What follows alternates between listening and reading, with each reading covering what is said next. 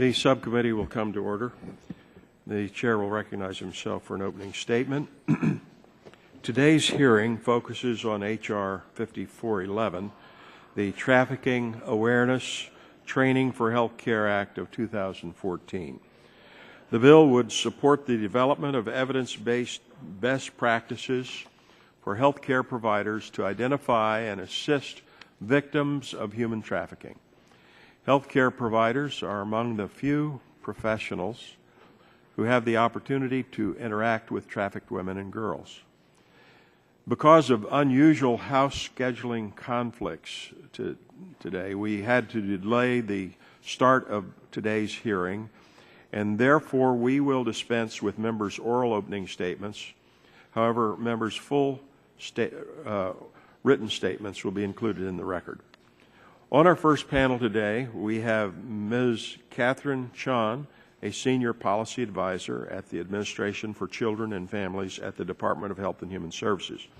And I understand that Ms. Chan must leave by 10:30 today for the airport. So to maximize members' opportunities for questions of Ms. Chan, I will ask her to please summarize her statements in a few minutes. And with that, Ms. Chan, you're recognized and may begin. Chairman Pitts, Ranking Member Pallone, and members of the subcommittee, thank you for inviting me to testify to share with you the Department of Health and Human Services work to prevent and end human trafficking in all of its forms. HHS recognizes that human trafficking is not only a violent crime, but it is also a global health problem.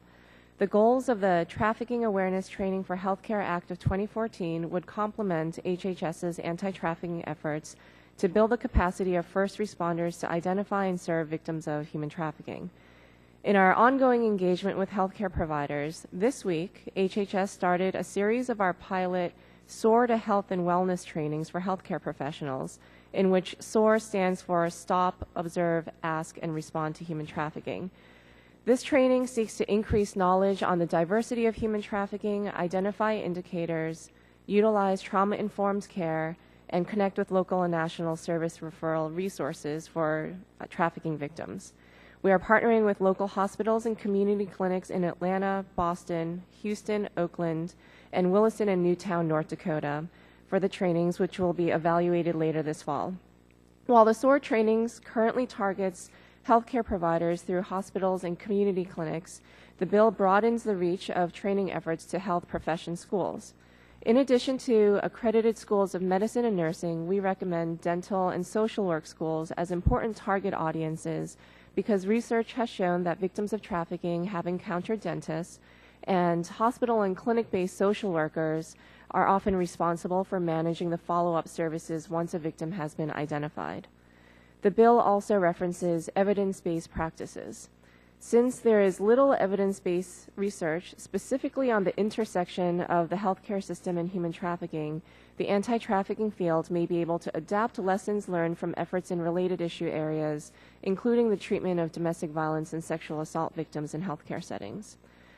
Additional opportunities for healthcare engagement include building the capacity of public health professionals to help prevent human trafficking, including interventions like the John Schools, which provide information to purchasers of commercial sex who have been arrested and then participate in educational programs on the health and behavioral health consequences of their actions. The administration looks forward to working with each of you to build the capacity of healthcare professionals to address the needs of victims of human trafficking. Again, thank you for the opportunity to testify today, and I'd be happy to answer any questions. Thank you. We'll begin the questioning. I'll recognize myself 5 minutes for that purpose. Ms. Chan, according to the Compendium of State Statutes and Policies on Domestic Violence in Healthcare, which was funded by HHS, it states that, quote, the goals potentially served by mandatory reporting include enhancing patient safety, improving healthcare providers' response to domestic violence, holding batters accountable, and improving domestic violence data collection and documentation. However, upon closer examination, it becomes apparent that mandatory reporting does not necessarily accomplish these goals, end quote. This statement seems to discourage mandatory reporting by healthcare workers Is that the position of HHS? Is there research to support this position? So I am less familiar with the mandatory reporting guidelines around domestic violence, but one thing that we have heard from healthcare providers specific to human trafficking is that there have been concerns or questions from healthcare providers on reporting requirements balanced with HIPAA regulations when it comes to identifying victims of human trafficking. And so what we're encouraging in our SORTA health and wellness training is being familiar with HIPAA requirements, but also familiar with the local and state statutes around mandatory reporting and the healthcare institutions' protocols around reporting. And universally, though, we do encourage identifying referrals for follow-up social services within the context of institution and state local guidelines, as well as federal. Well, you know, that statement seems to discourage mandatory reporting by healthcare workers. Does that or should that position apply to human trafficking? Well, in terms of mandatory reporting for human trafficking, part of it depends on the type of human trafficking that a healthcare provider may come across. So for victims of child sex trafficking, for example, in many states, they're also victims of child abuse according to the state laws, and there are very strict mandatory reporting guidelines there. In our SORTA health and wellness training, we do go over the specific situations in which mandatory reporting would be required by law. Can you explain what the Stop, Observe, Ask, Respond to Human Trafficking, the SOAR training program entails, how the training was developed, and how the cities participating in the pilot were chosen? Sure. This training is part of one of our many commitments in the Federal Strategic Action Plan on Services to Victims of Human Trafficking. It's an interagency plan which HHS co-chaired with the Departments of Justice and Homeland Security. And during the public comment process, the anti-trafficking field called for increased training for healthcare providers. So we identified and formed a national technical working group of subject matter experts, including many healthcare professionals across a wide spectrum of specialties that have experience in training healthcare providers. We also had service providers and survivors of human trafficking inform the training. It went through federal interagency review and was based on a literature review as well. The sites were selected because this is a pilot. We selected 5 sites in areas where we could develop strong partnerships with local stakeholders and healthcare providers who were already experienced in responding to this issue. So Boston, Oakland, Atlanta, and Houston were chosen for those reasons. And then Newtown and Williston, North Dakota was chosen because there were concerns around the increase in various forms of violent crimes, including human trafficking, and the need for the healthcare system to receive training to identify and respond to a relatively new issue that they felt they were seeing in that area. Can you explain how HHS was involved in the development of the Federal Strategic Action Plan on Services for Human Trafficking in the United States, and what goals has HHS set in the Strategic Action Plan? Mm-hmm. So the goals are, the Strategic Action Plan has 4 primary goals set not just by HHS, but through a collection of more than a dozen federal agencies and partners. It is available online. We'd be happy to also provide a copy of it as well. And as I mentioned, we co-chaired this process with the Departments of Justice and Homeland Security. The draft plan was based on a number of community listening sessions across the country, national calls as listening sessions as well, literature review, and the draft was released for public comment last spring, and then federal agencies reviewed the public comments throughout the summer and fall, finalized it, and then the final version was released this January. Chair thanks the gentlelady. Now yields to the ranking member, Ms. Palone, 5 minutes for questions. Thank you, Mr. Chairman. Last week, I had the opportunity to visit the U.S.-Mexican border, and the Administration for Children and Families plays an important role there, providing critical health and welfare services to the unaccompanied children who cross that border every day. We all know that the unprecedented number of unaccompanied minors have arrived in the U.S. and needed ACF services this year, and Congress clearly has a responsibility to ensure that this agency has the resources that it needs to do this work. We don't want the Administration for Children and Families to be forced to relocate funds, to reallocate funds from other important programs, such as the ones we've heard about this morning. So can you just discuss the importance of providing adequate funding for the Administration for Children and Families programs to address the needs of both domestic and foreign victims of human trafficking? And in its fiscal 2015 budget, ACF proposed an increase of $8.2 million to specifically assist domestic victims of human trafficking. Can you comment on the type of work the ACF plans to do with that money? Sure. Well, the good news is we have not had to reallocate any of our anti-trafficking funds to address some of the unaccompanied minor needs that have risen over the past year. And in terms of the budget request, the increase in funding will allow HHS to serve all victims of all forms of trafficking, so foreign nationals as well as U.S. citizens and lawful permanent residents. Pretty much over the last decade or so, the budget on addressing human trafficking has been fixed around $10 million, primarily going to serve foreign national victims of trafficking. In this current fiscal year, we received an increase in appropriations, which gave us enough to provide demonstration grants to start serving domestic victims of trafficking, so U.S. citizens and lawful permanent residents. And so what we intend to do if there is a further increase in the budget is to bring parity, at least in the budget that goes to serve domestic victims, to match up the budget that has been going to serve foreign national victims.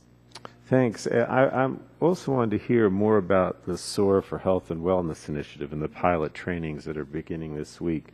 So let me ask what kind of interest you've seen from the communities that are conducting pilot training over the next few weeks, and after participants complete the pilot trainings, what kind of evaluations do you have planned, and what do you plan to use these evaluations to think about the future of the SOAR program? Sure. So there has been significant interest in the specific pilot locations, registrations. We've been meeting our goals for this pilot program. We were targeting about 45 participants per site, and in some sites, like in North Dakota and Houston, there are multiple trainings that are being held. And it's not just the pilot sites, but we're hearing from other communities. Healthcare providers are asking for additional resources on training and technical assistance, which HHS partly provides through our National Human Trafficking Resource Center. Healthcare providers can access that at any point. And then in terms of the evaluation, there's a pre and post test for this training and a 3-month evaluation survey, and a subset of the participants will participate in qualitative surveys as well, and we will release the findings of the evaluation next spring. All right. Earlier this year, the Departments of Justice, Homeland Security, and Health and Human Services released the Federal Strategic Action Plan on Services to Victims of Human Trafficking in the U.S., and it outlines a number of specific actions that different federal agencies are going to take. I understand you were involved in the development of this plan. What types of comments did you receive from healthcare professionals during this process regarding the need to improve the healthcare system's response to victims of human trafficking?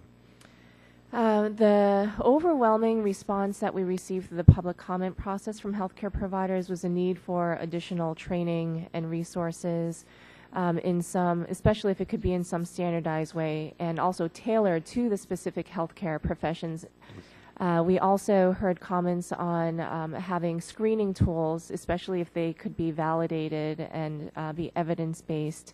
And the type of training that we're providing is different from a longer-term curriculum that could be available through educational institutions, but we also heard the importance of developing skills through curriculum-based efforts in educational institutions.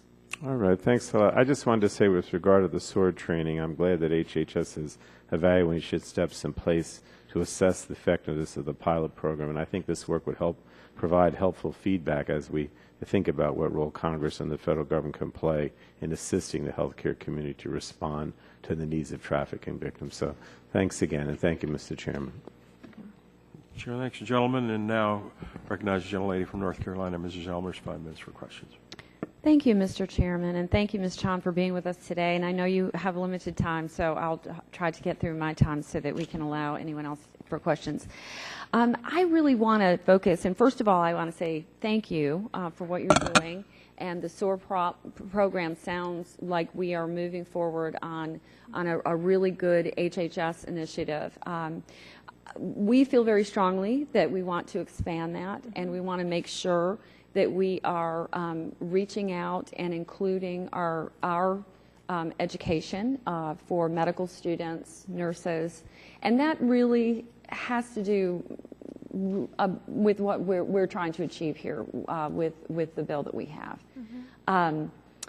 And of course, as you know, funding is an issue. We want to make sure that there's adequate funding for this project. And I was wondering if you could comment from that perspective on some funds that are available through HHS, the Prevention and Public Health Fund, or the PPHF, which basically helps to fund innovative projects and outreach. I believe that this is one of those areas that, especially when we're moving forward with healthcare, that this could be a positive funding source through HHS that's already there, and call on Congress to appropriate funds to it. Would you like to comment on that? Sure. In terms of my knowledge of those particular funds, I don't believe they've been used for anti-trafficking training purposes in the past, but I'd certainly I will ask the appropriate divisions within HHS of how those funds could be used for these purposes, and then would be happy to get back to you on those possibilities.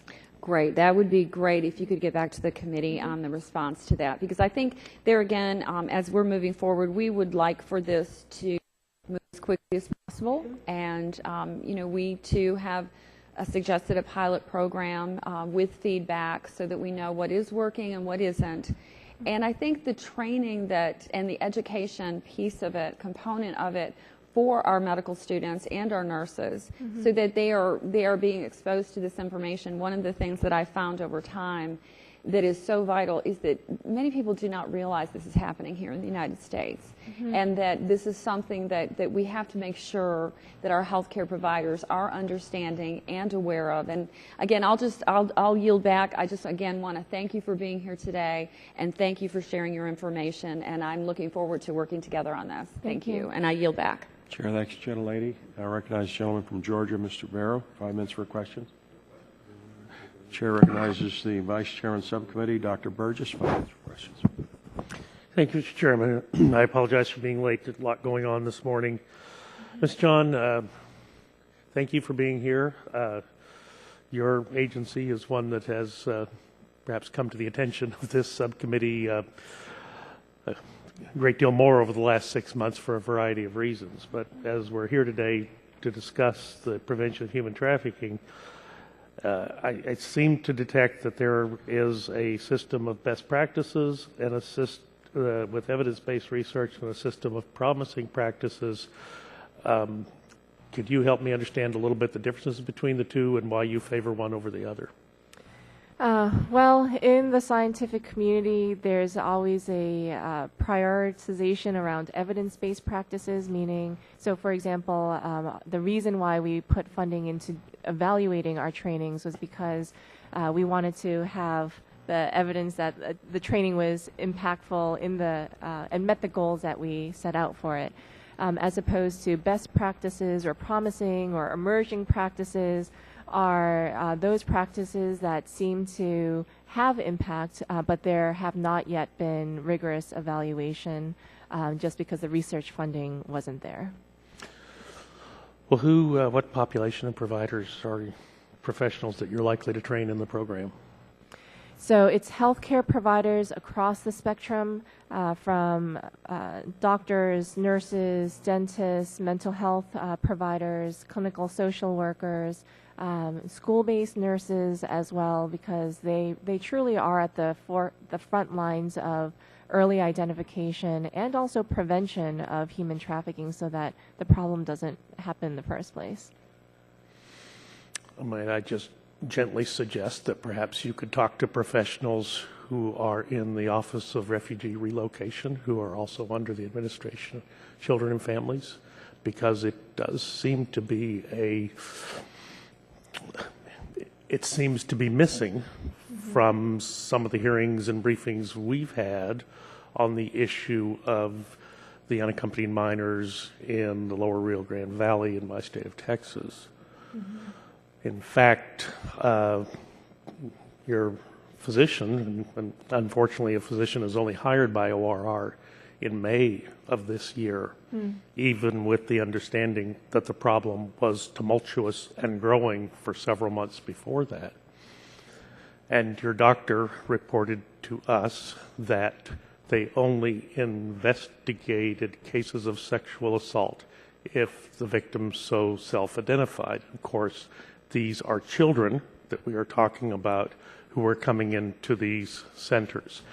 In the state of Texas, it is a reportable crime. I'm a physician. I was required by law to report to state authorities if I thought a child had been abused, let alone was a victim of sexual assault. But I was required by law, and if I didn't report it, I was in trouble. And yet you have these children streaming across the Rio Grande River as unaccompanied minors, giving themselves up when they get across into Texas, taken into centers, evaluated by, sometimes DMAT teams, and although they do great work, the level of training you got to wonder about. ORR had just hired a doctor right before the summer started, and yet they were only investigating cases where a child said, I was a victim. And I mean, I was down in those intake centers. I mean, you'd have groups of kids sitting on a cement bench, and a little group of 5-year-old boys. I got a 5-year-old grandson. I know how hard it is to get a 5-year-old to sit still. 5-year-old boys just sitting on this bench, stone still, staring into space. That's not normal. That's not normal behavior for a 5-year-old. A cell that was holding what looked like a class of third-grade girls, except, you realize they were all brought there by, or had turned themselves in. And these people had gotten across the entire state of the entire country of Mexico through the deserts and the jungles and the difficulties by coyotes, who are human traffickers.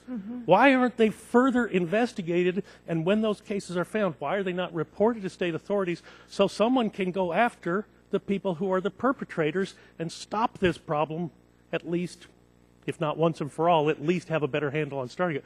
We're enablers right now, as far as I can see. We are codependents with the child traffickers, and it is not a pretty story. It does not reflect well on your agency. It does not reflect well on the Office of Refugee and Resettlement, and it needs to stop. Thank you, Mr. Chairman. I'll yield back my time. And if you wish. Yes, please. I think we have the same goals in mind in terms of the protection for these unaccompanied minors. And I thank you for your passion, your concern for this population. The Office of Refugee Resettlement, they are part of a working group, a departmental working group on human trafficking, and I will learn more about what their practices are on the health piece in their screening for trafficking. Let me just provide you some information. Every young woman or child, girl who's brought into the center over the age of 10 is given a pregnancy test. I presume there's a reason for that because they think something might have happened during this long journey up there. But then they're not further queried about the possibility of sexual assault. It was sort of like we're indifferent to the fact that these children may have been assaulted on the way up here. We're never going to be able to stop the bad guys if we don't do the fundamental police work. And your agency is sort of you're the tip of the spear there. That's where it should be happening, and unfortunately, it's not. Again, thank you, Mr. Chairman, for the indulgence. Chair, thanks for the question.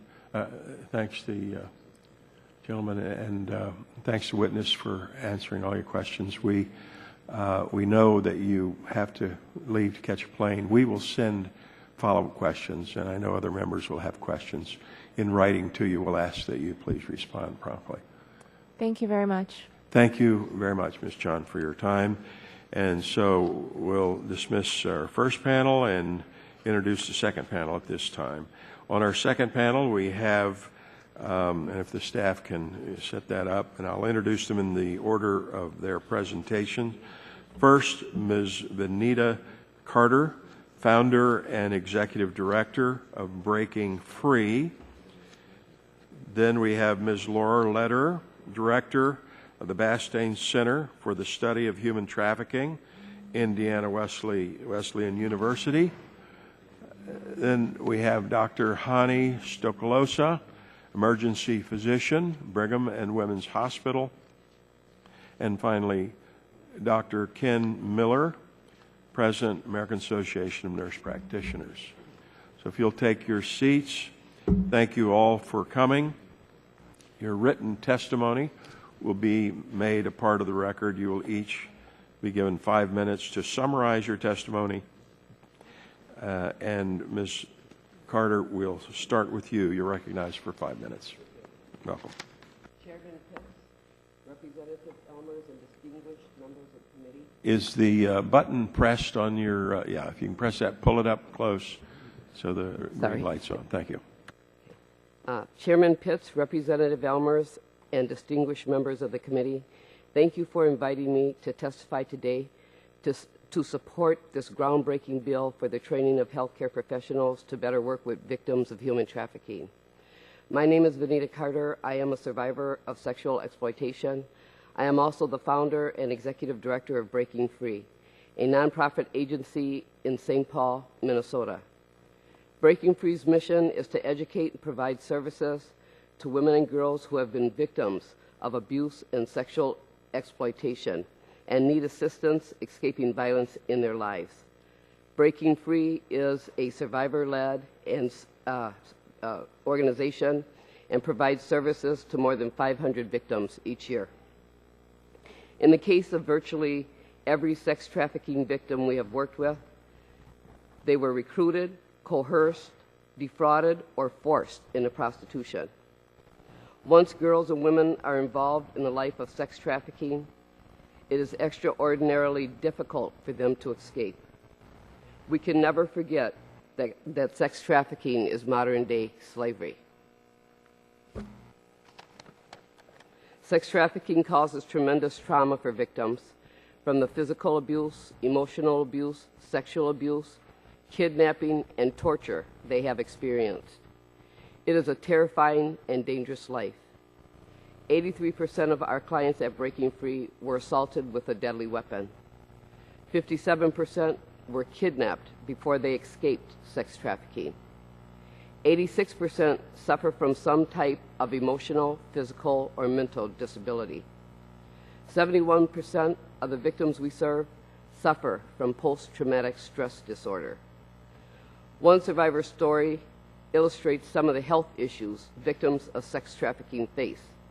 As she told me, I was trafficked when I was 11 years old by my foster mother, who let her boyfriend sell us to other men.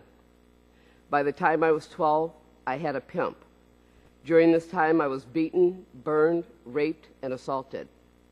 Sometimes I went to a local neighborhood health clinic to be treated, but no one ever asked me what had happened to me.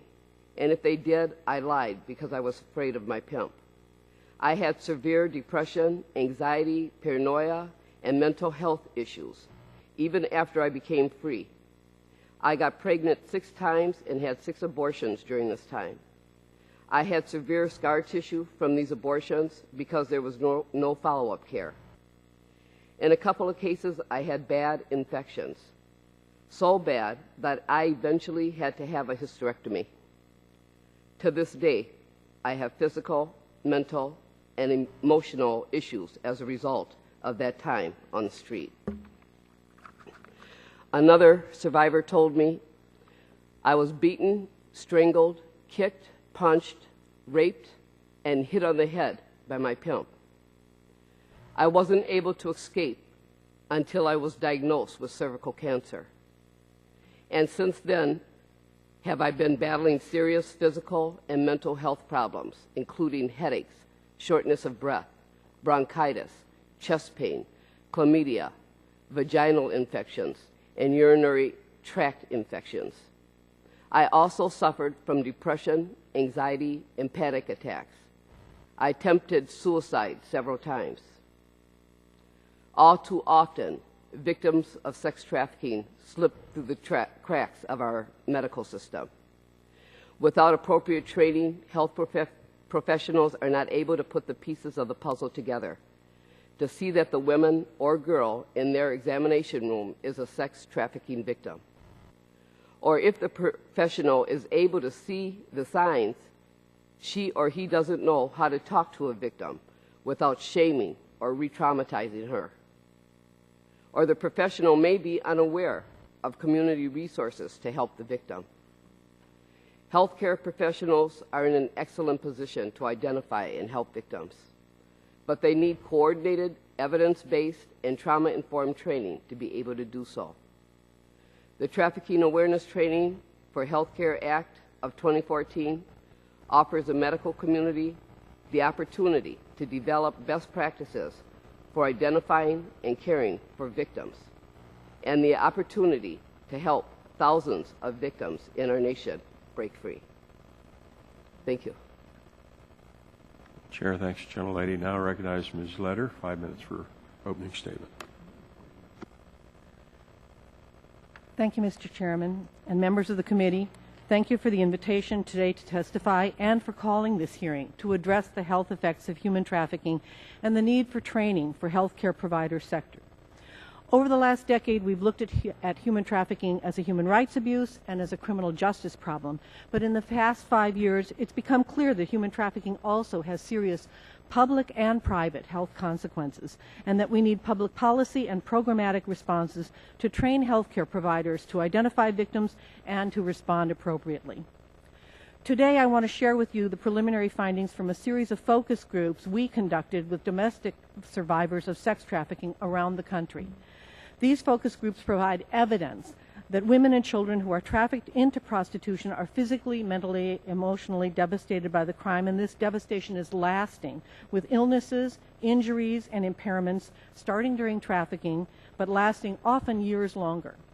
The full set of findings in charts and tables is available in my written testimony. I'm only going to outline the basic findings in my testimony here today. Survivors suffer tremendously, virtually without exception. In our study, 99.1% reported that they had at least one physical health problem during trafficking, and the majority reported dozens of health issues ranging from neurological, cardiovascular, respiratory, gastrointestinal, gynecological, dental, and dermatological problems. Survivors were also overwhelmingly traumatized, not only physically but mentally. The brutal treatment they endured created ongoing psychological and mental conditions in many victims, and also exploited existing mental instability in others.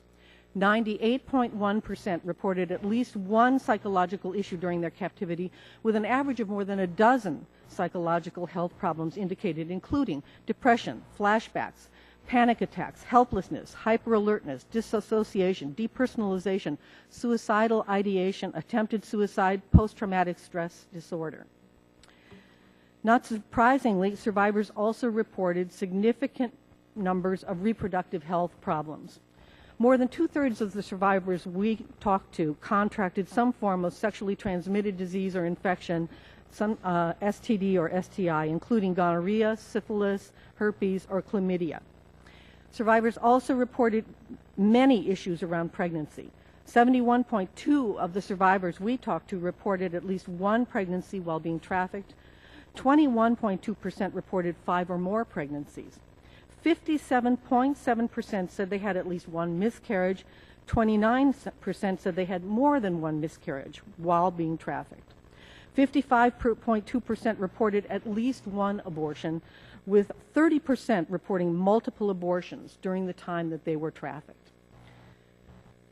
The prevalence of forced abortion is an especially disturbing trend in sex trafficking.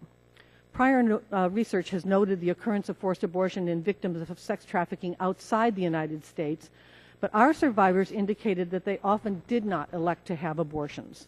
More than half of those who answered the question indicated that their abortions were forced upon them.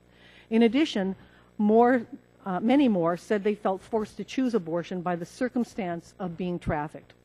How can I take care of my baby when he, her pimp, forced me out on the street every night to make money, one victim noted. Another said, in most of my 6 abortions, I was under serious pressure from my pimp to abort the babies.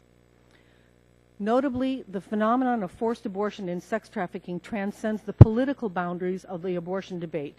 It violates both the pro-life belief that abortion takes an innocent life and the pro-choice ideal of a woman's freedom to make her own reproductive choices.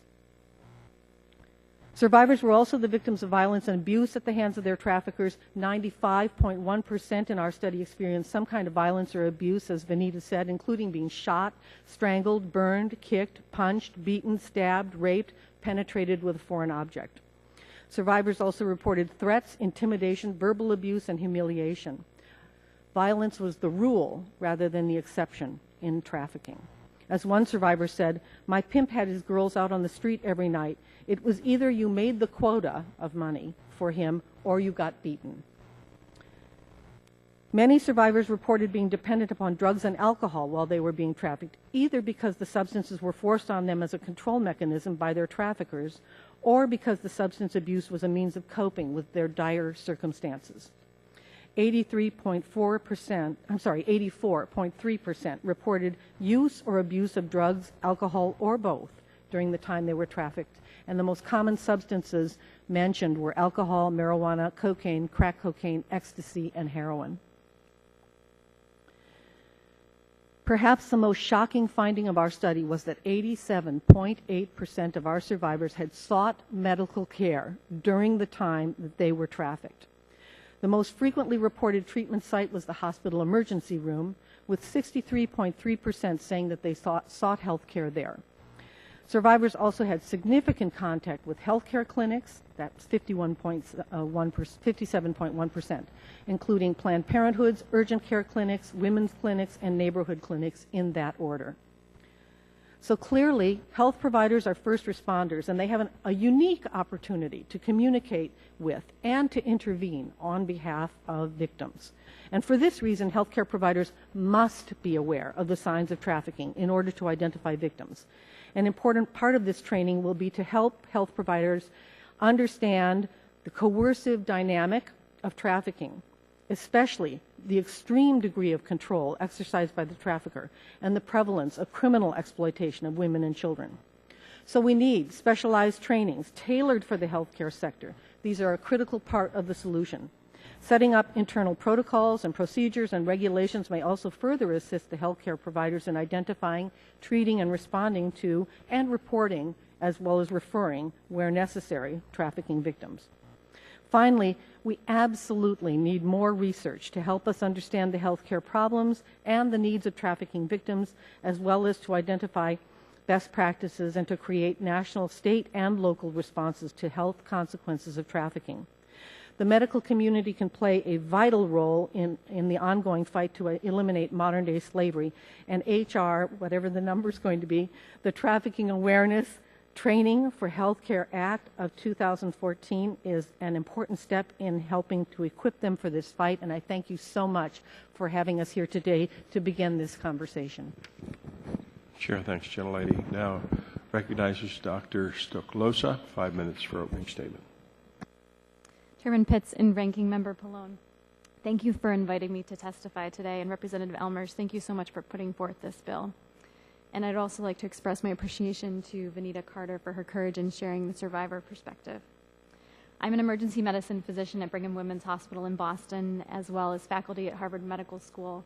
In Boston, I convene a citywide task force looking at developing a health protocol for victims of trafficking when they come to our healthcare settings. In addition, I do international research on human trafficking, including a monitoring and evaluation study of anti-trafficking programs in India, as well as looking at the health consequences of human trafficking among construction workers in Kazakhstan. I co-founded HEAL Trafficking in the fall of 2013. HEAL stands for Health, Professional, Education, Advocacy, and Linkages. And our vision really is to unite health professionals who are working on the issue of human trafficking. We're divided into working groups that are working on the issues that are at the crux of health and trafficking, including education and training, protocols, research, direct service, prevention, and advocacy. HEAL Trafficking brings together a broad range of health providers, including administrators, researchers, dentists, social workers, nurse practitioners, and physicians. And we are pleased to work very closely, especially our education and training group, with the SOAR initiative within the Department of Health and Human Services. I'm going to share with you a story from the emergency room. This was early on in my training, and it was a busy overnight shift, seeing lots and lots of patients. And I took care of this young woman who was Cantonese speaking who came into the emergency room, and her chief complaint, the main reason that she was there was she had abdominal pain. And from a medical perspective, it was a really straightforward case. We diagnosed her with a sexually transmitted infection, we treated her appropriately, and then we discharged her home. I knew that something wasn't right. I couldn't put my finger on it, and there was this dynamic in the room with an older, also Cantonese speaking woman. But I didn't have any training on human trafficking, and so I missed this case of human trafficking. Later on, as I learned what trafficking was and that it was actually happening in the United States, I realized that I missed this opportunity with this young woman, this opportunity to intervene at her time of need and her interface with the healthcare setting. Unfortunately, this happens all too often. Victims of trafficking are coming to our hospitals and clinics, and they're leaving unrecognized and uncared for. There are three crucial considerations when we look at developing a healthcare initiative for education of our health providers nationally. These considerations are who, what, and then what. So the who, and Catherine Chun alluded to this, but we really need to train all healthcare providers across disciplines as well as across specialties. In terms of the disciplines, we need to train social workers, EMTs that are responding in ambulances, physicians, nurse practitioners, and we need to train across specialties. We need to train obstetrics and gynecology specialists, dermatologists, emergency room providers, surgeons, family medicine providers. We need to train the full spectrum. And in addition, we need to train them across the spectrum of their education. So from the physician perspective, from medical school all the way on up to my board certification process, this needs to be integrated at every stage. The second is the what. The content of the training, the Department of Health and Human Services is working on developing the evidence-based content, and I think crucial in that is having trauma-informed, survivor-led expertise. When I talk to survivors, their everyday lived experience is often a very deep-seated, complex experience of PTSD due to the repeated physical and emotional and sexual abuse that they experienced during the time that they were exploited. And our health settings and our health providers need to be sensitive to that. They need to provide a welcoming environment where they aren't even inadvertently re-victimizing victims of trafficking. And if they don't trust a health provider, if they don't trust that health setting, there's no way that that health provider is going to get the information they need to be able to identify them as a victim. The last piece here is that we need to develop a strong referral infrastructure. The current state of resources for survivors is inadequate and disorganized. And just imagine as we identify further victims of trafficking, what that's going to do to burden our already burdened system. Survivor care is a long-term process, and survivors need to know that they're better off in our healthcare system than they are in the arms of their exploiter. So in summary, who should we train? We should train all healthcare providers in terms of the what. It needs to be trauma-informed and survivor-led, and we need to expand resources for referral. Thank you so much.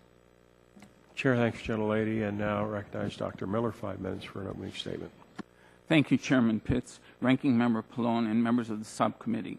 I appreciate the opportunity to speak with you today on behalf of the American Association of Nurse Practitioners, the largest full-service professional membership organization for NPs of all specialties. With nearly 52,000 individual members and over 200 organization members, we represent the more than 192,000 nurse practitioners across the nation. My name is Ken Miller, and I am currently serving as the president of the American Association of Nurse Practitioners. I have also served in many different academic administrative roles across the country. I've also worked as a family nurse practitioner in New Mexico, Delaware, and the District of Columbia. NPs have been providing primary, acute, and specialty care for half a century. We are rapidly becoming the healthcare provider of choice for millions of Americans. In fact, we conducted over 900 million patient visits throughout the United States in 2013. NPs practice in every community in this country, both urban and rural, and see patients from all economic and social backgrounds. We provide care in all types of settings, which include clinics, hospitals, emergency rooms, urgent care sites, private physician or NP practices, nursing homes, schools, colleges, retail clinics, public health departments, and homeless clinics. It is also important to remember that in many of these settings, NPs are the lead provider on site. In fact, there are many NP-owned and managed clinics across the United States. It is in these various settings, particularly public health departments and primary care clinics, where NPs play a key role in recognizing many of the at-risk vulnerable populations they treat. NPs, with their emphasis on primary care, health promotion, and education, coupled with their nursing background, approach the care of their patients holistically. Their expert assessment and interviewing skills, combined with their education and preparation, uniquely positions them to gather information, which not only allows them to treat symptoms, but also research causality, crucial to effective prevention of emotional, physical, or sexual abuse. Knowing the correct assessments to perform and the right questions to ask when treating patients that are victims of other types of violent crime and abuse is a skill set similar to what NPs must call upon when recognizing and treating victims of human trafficking.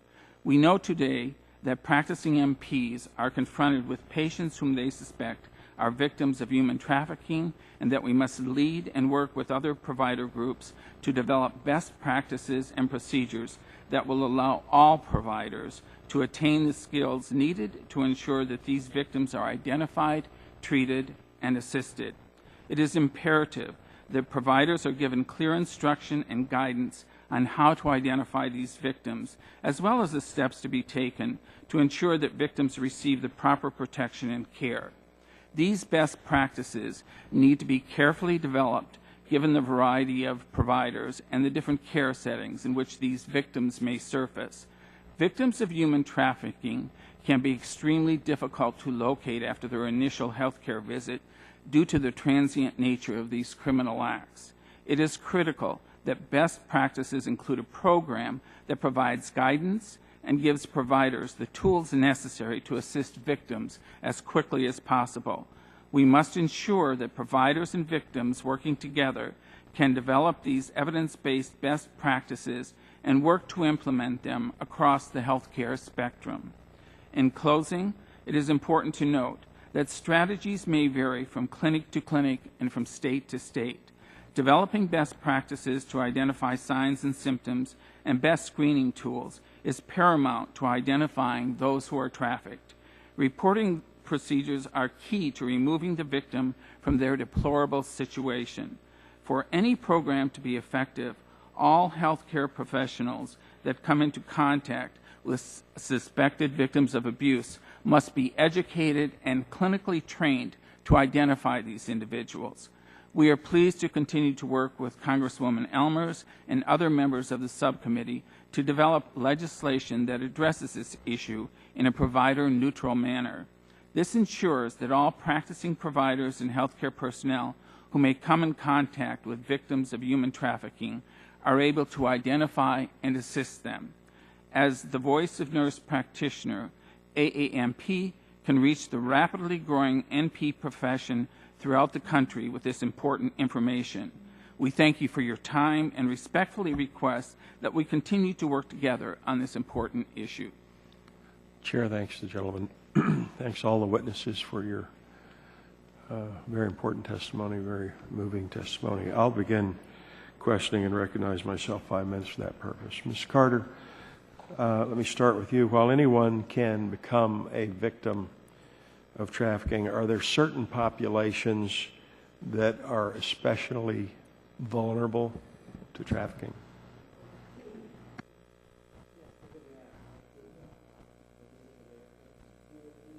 Make sure you pull that close. Thank you. The Native American community and African American women are very highly they're preyed upon. They're preyed upon, and those are the communities that Breaking Free is in Minnesota. And so Minnesota is less than 10% of the population are African American, less than 2% are Native American. Yet and still, the majority of the 500 women and girls we work with a year are African American and Native American. So those are the populations that are very highly susceptible to being trafficked. Thank you. Ms. Leder, because human trafficking is considered to be one of the fastest growing criminal industries, the U.S. government and academic researchers are currently working on an up-to-date estimate of the total number of trafficked persons in the United States annually. Do you know how they collect this information? In the U.S., in the United States? Yes. Chairman Pitts, I don't believe that there is a solid number yet.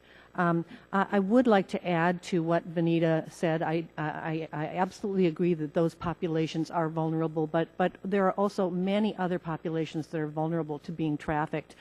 We know that runaways and these homeless and what we call the throwaway kids, the kids who don't really have places, homes where they have a loving environment, are very vulnerable to trafficking. And in all of the survivors that I've interviewed, there was something that happened in the home early on, some abuse, either physical, sexual, that drove these children out onto the streets.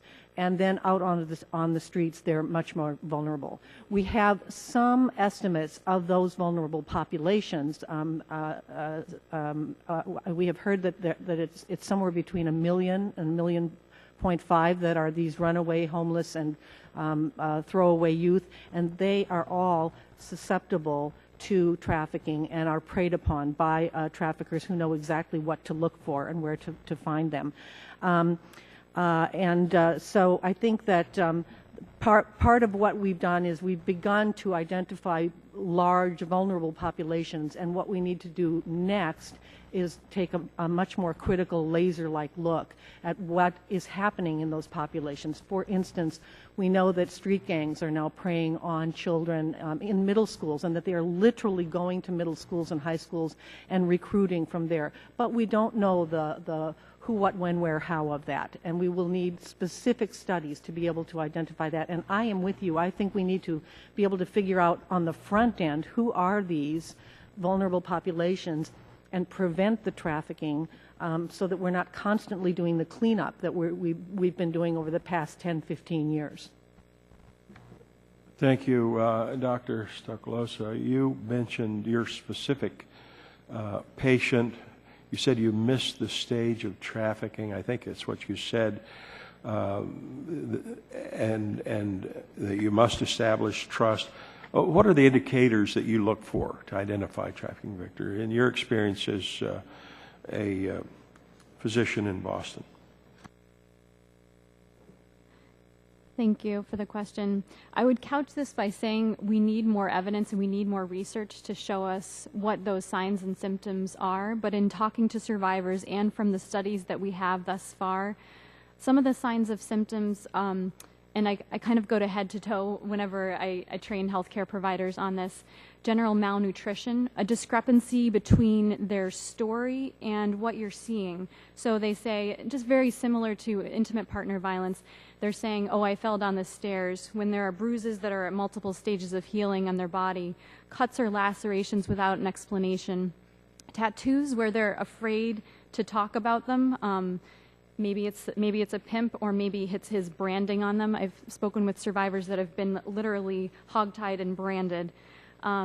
So that's on the skin side of things. They may have eye damage from either being beaten or being kept in dark places, and so their vision may be impaired from that.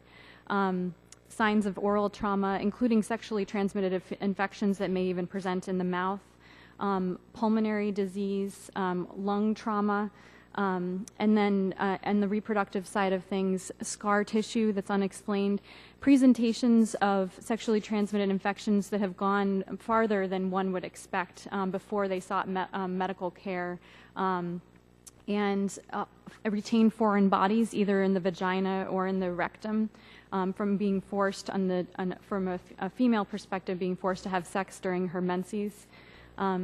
I could go on from there, but those are some of the signs and symptoms that would be concerning. Thank you. Dr. Miller, health clinics, hospitals, social welfare offices, police frequently and unknowingly experience face-to-face contact with trafficked victims. How do you think this bill will help improve identification of trafficking victims among healthcare providers? I think one of the most important things that it will do is it will establish a program to educate all healthcare providers.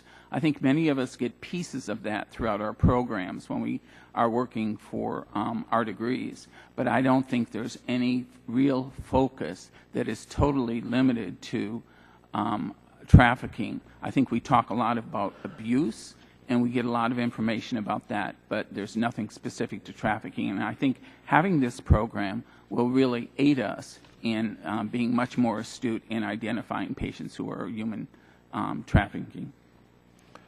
Chair, thanks the gentlemen, all the witnesses for your answers. I've gone over my time. I yield 5 minutes to the ranking member, Mr. Plone, for questions. Thank you, Mr. Chairman. Earlier this morning, we heard from Ms. Chon about the SOAR Health and Wellness Training Initiative at HIS, a pilot program to improve healthcare professionals' response to human trafficking. I wanted to ask Dr. Stoklosa, since you participated in the technical working group for SOAR, I'd like to get your thoughts on this new initiative. The pilot training for SOAR began this week and it's happening in 5 states over the next month. So will you be involved in the training in Boston next week, and what did you see for the type of training that SOAR offers in your community? Thank you so much for the question. So both on the HEAL national level as well as individually, I've been really pleased to be involved in the SOAR initiative to health and wellness. And part of it's based on a very well thought out process in the development of the curriculum, and really addressing this unmet need in terms of educating our health providers. The HEAL trafficking group, especially the education and training group, has been interfacing both in terms of input on the technical advisory group, both in terms of myself as well as others. We're really pleased with the ultimate outcome of the pilot training, but it is a pilot training, and we're pleased that this is going to do is add to the evidence base on educating and training our health providers. Have you seen much interest in the SOAR program in Boston, and what types of healthcare providers have already signed up for the SOAR pilot training?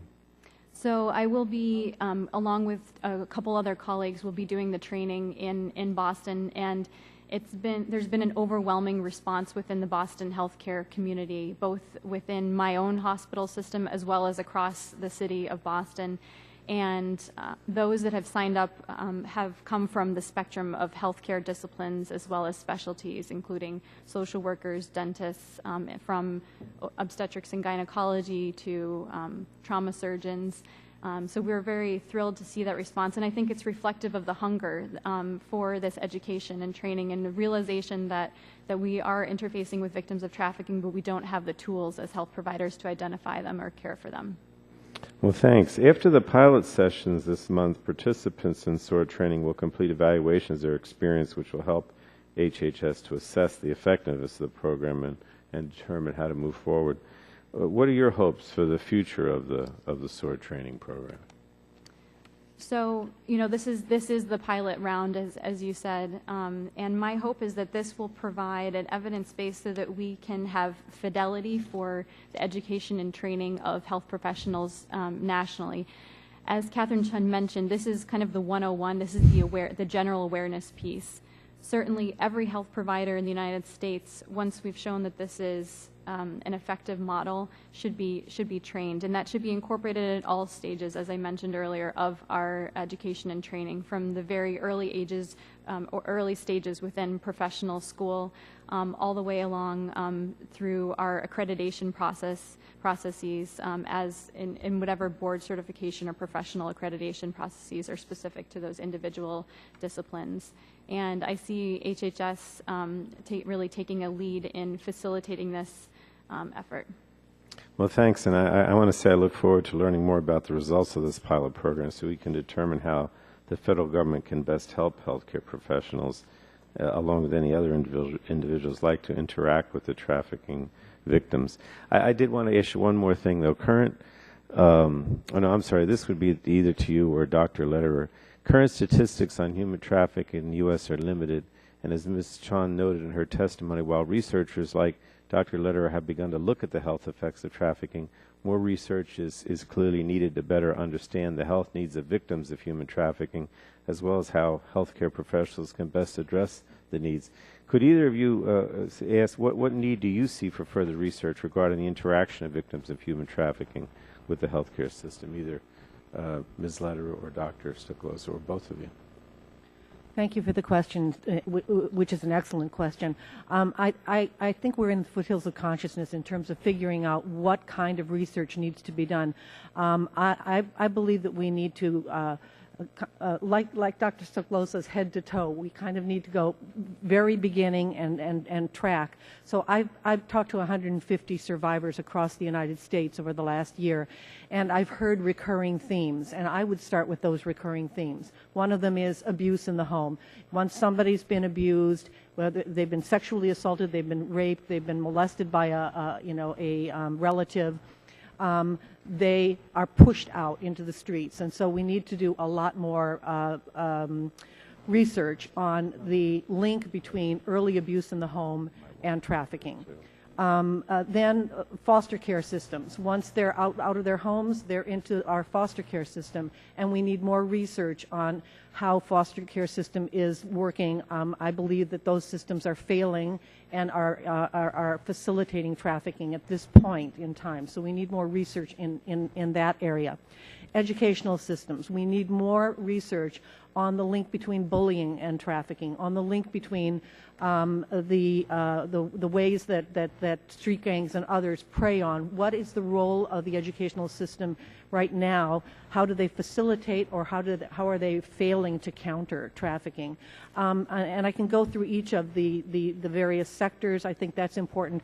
I agree with Dr. Stoklosa that all of this needs to begin from the listening to survivors. If we listen to survivors, they can tell us how to proceed. They know the hell of this. They know what works and what doesn't work. They can tell us better than any textbook what we need to do. And so we need to incorporate survivors into all our programs. And then the last thing I would say is that the huge, huge need, which is the elephant in the room, is the resources and referral. Once we got these trainings in place, and Representative Elmers, thank you so much for taking the lead on this. This has been such a long time coming. But once we do have these trainings and we begin to identify these victims, we will need thousands of breaking frees. and we will need to have them up and running so that they can do their work properly. So there's a lot of research. I would be happy to do a fledgling list for you, just a beginning, and think about this further with my colleagues, but that's a start. Thank you. And if I may, I'd like to add on to that and concur with Laura Letter's comments. One of the gaps that I see is the populations that we have data on thus far in terms of intersection with healthcare. So there is more information, though it's still not as much as I would like, on sort of the pediatric or the child populations specific to sex trafficking. We don't know a lot about labor trafficking. We don't know a lot about, as much as I would like, about the adult populations and transgender populations and boys. There are a lot of men and boys that are involved in trafficking, and there are largely in a hidden population hidden within that. And they're especially vulnerable, and we don't have much data on them. The other thing that I would like to add here in terms of the need to add to the evidence base is in terms of going back to trauma-informed care. Trauma-informed care is something that healthcare providers really have no training on at all. And I mentioned earlier, victims of trafficking especially are in this reality that we're not trained to deal with. And as a result, we accidentally, in most cases, re-victimize them when they enter our health facilities, and therefore they're not going to disclose what's really going on. We need more data around trauma-informed care to show what works and what doesn't work. And we need to train our healthcare workforce in it. And it's not only applicable to victims of trafficking, but we as healthcare providers interact with patients that have experienced violence along the entire span of their life, unfortunately, from child abuse to elder abuse to intimate partner violence, and yet we still have the no training in trauma-informed care. So I think in some ways this gives us an opportunity to expand that very much needed toolkit for healthcare providers. And I would echo Laura's comments in terms of needing more resources dedicated both to the research as well as to the aftercare for victims of trauma. Doctors, and I'm speaking from that perspective just personally, you don't want to ask the questions if you don't have a plan, if you don't have a solution to be able to provide. And so if you know that the shelters are limited for somebody that's being trafficked, it's in some ways it's like an unconscious decision, but you'd rather not even ask and explore that. And so we're also missing opportunities because of that. Thank you. Thank you. The gentleman yields back. I am now going to finish up. If any of our other colleagues come in, we will certainly allow them time for questions. I want to start off, and at first, I just want to say thank you to our panel. Thank every one of you. Ms. Carter, especially for your bravery, for taking your experience and turning it into something positive. It's hard for me to talk about without getting emotional, so I apologize. We should have done this a long time ago. The fact that we are here today on September 11th, Yes. and in recognition of a very emotional day for us as Americans and talking about this issue, I think is significant. And again, I thank all of you, because it's all of us working together on this issue where we are going to solve this problem in this country. My goal is to eradicate human trafficking. And Dr. Stuckalosa, you touched on the labor trafficking that occurs. We are also looking at that as well, because that is another area that, although we as Americans know that it exists, we really don't want to accept that it exists, and we need to be able to identify that. And Ms. Carter, I do have well, first I want to make a comment just about the prevalence here in this country and reference an NIH study in regard to trafficking. NIH estimates that 50,000 people are trafficked each year in the United States, with as many as 400,000 of our minor children involved in trafficking, resulting in, and this is the question. The question is why is this happening? What is the precipitating factor that creates trafficking? And the answer is the dollars. The dollars. It is a very profitable criminal industry, resulting in billions of dollars being generated from it. And I do, Ms. Carter, I want to just go back to your testimony and your experience and now what you are learning when you are working with victims. One of the things that hit me as, working as a nurse for so many years, Dr. Stucklasa, I know exactly what you say when you know something's wrong, but you just can't put your finger on it. And then what would you do if you were to get that knowledge, that information from that patient? One of the things that I was struck by was the fact that many of the pimps or the human traffickers, that it's the attraction, the security, and the love that the victim feels that they're receiving from that individual because of their life experience. This may be the most secure thing that they have ever encountered, and that's why sometimes it is so difficult to identify them. Ms. Carter, can you speak a little bit about that? Is that something that you have also seen? Yes, definitely. I want to say it is a brainwashing process because we know that the average age of entry in our country is between 12 and 14 years old. So when you have a 12-year-old that's ran away from home, that's out there on the street, it doesn't take a trafficker a lot of effort to convince her that he's going to help her and he understands what she's been through. Mm-hmm. So there's it's kind of like a two-phase process. First, he gets her to believe that he's going to do all these things for her, and second, he tells her now that she owes him for doing all these things for her. So at 12 years old, you're full of fear because you've been told that if you don't do this, I'm going to go and I'm going to do this to your sister, I'm going to kill your brother, I'm going to, just all kinds of threats. So it doesn't take a lot of convincing to get a child involved in this life. And there are different types of pimps. You have just your hardcore pimp. He knows you're on the run. He knows you're out there. You have no place to go. He immediately just turns you out. And then you have the other kind that just convinces you that he's everything to you. And she believes him. Mm-hmm. Why wouldn't she? She can't go get a job. She can't rent an apartment. She can't do anything. And she can't go back home because that's where all the abuse started. Mm-hmm. So it is a process. Thank you, Ms. Carter. Mm-hmm. Dr. Lederer, one of the things in going over and with the focus group information that you have provided to us, that was the eye-opening experience that I had. Again, understanding and knowing the healthcare community and how much any healthcare provider would want to be able to identify these victims. And then to find out that from your focus groups that 87% go to our healthcare providers, to our clinics, to our emergency rooms, and receive care.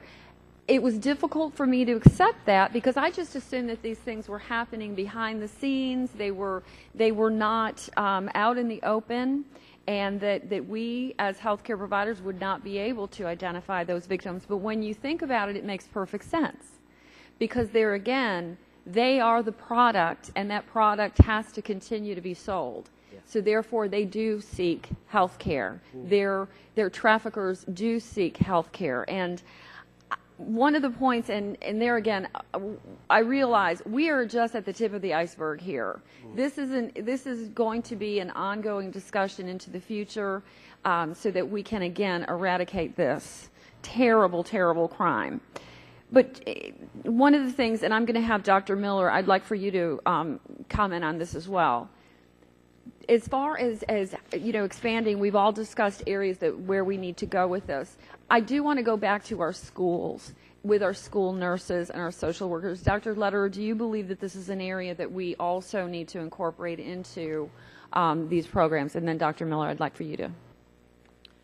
Absolutely, I do. And I am not a healthcare provider, so I don't know all of the various subsectors of that sector. But I think the disappointment over the last 15 years is that all these trainings have been like a one-off. If there has been a training, it's been a hospital. It's been two things. It's been a hospital calling and saying, we'd like a training to do as part of this seminar that we're putting on. Will you come? And then the anti-trafficking organization comes, gives a tip 101 and goes home. So it's not only one-off, it's reactive instead of proactive. And what we need is both proactive and we need a methodical approach.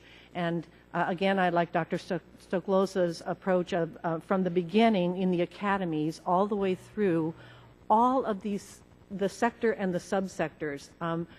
We absolutely need training, and I believe we need training tailored to each of those subsectors. So school nurses will need a specialized training because they're dealing with a specialized community, and they will need to know not only what to look for, but how to respond, properly without driving the kids back out onto the, onto the streets as I think if you're not equipped, you can do if you're a counselor or a nurse and don't know what to do, what to say, and who to refer to. So that's a perfect place to begin. And it's at that early stage where if we can prevent it from happening, we're way ahead of the ballgame. Because once somebody's been trafficked, they are, as we've all been saying, physically, mentally, emotionally, spiritually devastated. And building that person back up again is almost impossible. We spend a lot of time and money. No one's done the cost-benefit analysis. That's the other big study that needs to be done. How much is this costing us to do these rescues, restorations, reintegrations? It's huge. So that's a good place to start. Dr. Miller. Yes, I believe that the academic institutions, whether it's grade school, high school, or collegiate level, need to be much more proactive. And the only way they're going to be proactive is if they get the education that they need. And again, I can tell you that in many of the programs around the country, what you hear on abuse is you may have 1 or 2 classes, and that's it.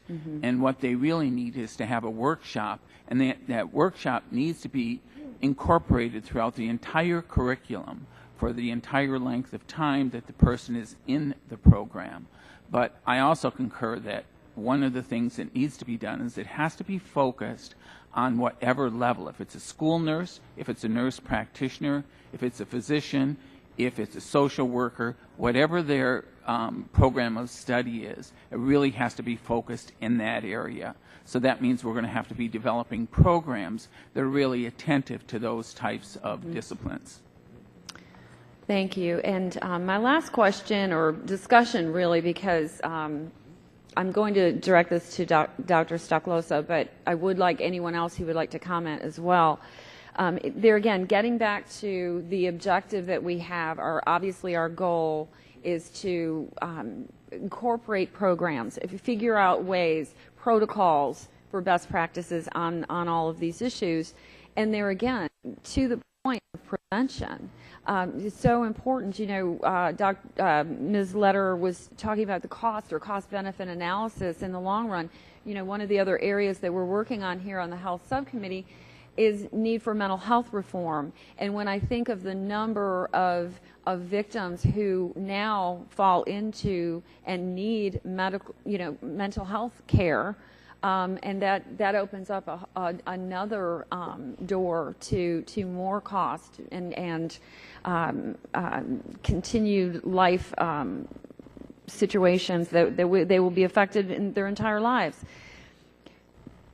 What I'd like to know, Dr. Stoklosa, from your perspective right now, I was paying special attention to what you were identifying to the chairman about what you see or what some of the identifying signs and symptoms that you see today in the emergency room. One of them, of course, was you had mentioned tattooing and branding. And that light bulb went off in my head, and I thought, my goodness. These women, when we're talking about modern day slavery, these women, these children, these men are being branded, and we attribute much of that to gang activity. And there again, I can see how healthcare professionals would just make the assumption that this is a gang member or a prostitute on the street and chosen lifestyle. Versus someone who would fall into that human trafficking victim category.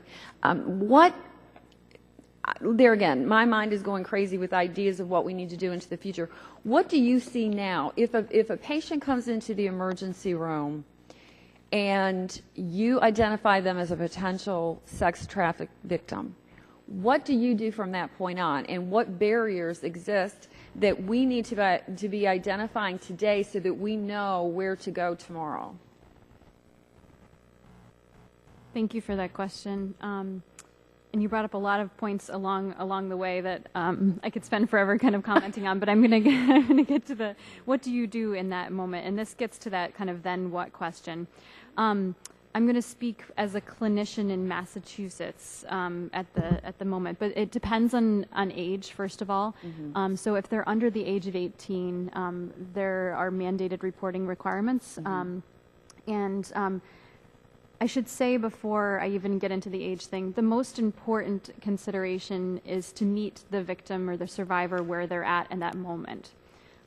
So while for an under age 18 individual, I am ultimately going to need to initiate a mandating reporting pathway, if the patient in front of me feels like I'm all about rescuing them and doing X, Y, and Z, and I'm not there in the moment assessing their need for food, maybe for water, for just having that human interaction, all is lost, really. But so under the age of 18, mandated reporting, and that would initiate Child Protective Services. There's also in Massachusetts, we're lucky enough to have the SEEN Coalition, which is a wraparound set of services for those that are victims of sexual exploitation under the age of 18, which includes legal services, mental health services, and we try to limit the number of even health providers that are asking them about their traumatic experience to make sure that it's not re-traumatizing for them in that situation, and then referral to services.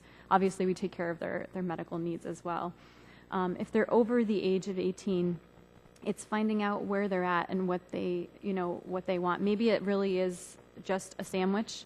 Maybe they're not ready to get out of that situation. It's very akin in many ways to what we've seen with intimate partner violence.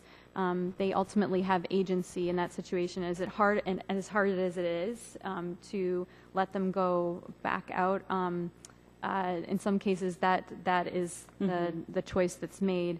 I see it as a spectrum, that their interaction with caring individuals, whether it be interaction with the healthcare setting or other providers, ultimately they may get to that point where they're able to say that I want to be out of this situation. We have to recognize that sometimes it's actually less safe for them to disclose that information. They may know that if some information gets back to their pimp that they're going to be beaten that evening if they were to disclose. They may have extreme levels of blackmail that are kind of wielded over their heads, either against their family, told that their family is going to be murdered, or that pictures are going to be shown to those that love them and care for them. So we have no idea what is actually going on in their minds, and that's a really important thing for providers to realize, and it's really about meeting them where they're at. And then just in terms of the barriers of judgment on behalf of healthcare providers, as you're saying, they may just be like, oh, this is a prostitute, she's choosing it. A lot of these victims present with substance abuse issues. And what I tell health providers is that those are opportunities for us. There was a case in New England last year where a health provider asked someone who had come in with a heroin overdose, I've seen you've been here a number of times with this, like, how did you get hooked on heroin? And then she reported that it was her pimp, and from there they were able to uncover this entire trafficking ring. So it's being aware of the signs and symptoms, and being and really coming at it with that trauma-informed approach. And then further barriers are on the referral side. So like, what then? I have them call the National Human Trafficking Hotline. They're a great resource, both for the survivor to talk to, or if the survivor's not in that position yet, I can speak in a way that's HIPAA compliant with the National Human Trafficking Hotline, so that's also a great resource. But there have to be resources under that. There have to be roots to that system. If there's no infrastructure for me to refer to, maybe he or she is in some ways better off being in the hands of their exploiter. I mean, it really is a tough state of affairs. Would anyone else like to comment on this situation of, again, even talking about barriers that exist right now, and what we're doing today that in the future we can improve upon? Okay, Dr. Stocklosa, you covered that very well. I think we're at a point where we can close our meeting. We will have 10 business days to submit questions for the record, and I ask the witnesses to respond to the questions promptly. I would imagine that many of the members who could not be here for the subcommittee because of ongoing things that are happening today, that you will probably receive some written questions, and then members should submit their questions by the close of business day on Thursday, September 25th. Before I adjourn, I just want to thank you again for coming, testifying on this incredibly emotional and vitally important issue. This is something that we can all work on. This is definitely a bipartisan issue that everyone has input on and will be able to come together. And I just feel so strongly that we need to be doing everything we can to make this happen. And I look forward to working with all of you. Please know that my door is open. The committee is, more than happy to take more of your input, and let's work together on the solutions that we need to find.